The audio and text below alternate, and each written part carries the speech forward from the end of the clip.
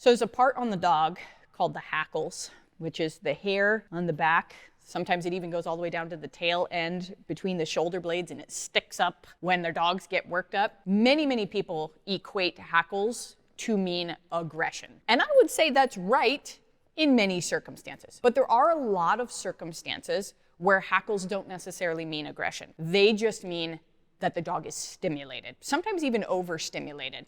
And you'll see this sometimes with certain dogs who play kind of rough. You'll see it with certain dogs who are very zealous about food, very zealous about toys. I want to talk more about those dogs. Those dogs, while I don't think it's necessarily bad in the moment that the hackles are up, it might be an indicator that your dog is getting too worked up in the moment and might be leaning towards eventually getting to an aggressive response. If your dog has their hackles up while they play, maybe slow the play game down.